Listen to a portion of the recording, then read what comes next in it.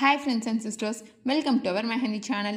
இந்த வீடியோவில் நம்ம என்ன பார்க்க போகிறோம் அப்படின்னா செமி சர்க்கிளில் ஒரு க்யூட்டான கட் ஒர்க் டிசைன் தான் பார்க்க போகிறோம். இதில் என்ன பண்ணியிருக்கோம் அப்படின்னா ஃபர்ஸ்ட்டு ஒரு தின் லைன் கொடுத்துருக்கோம்.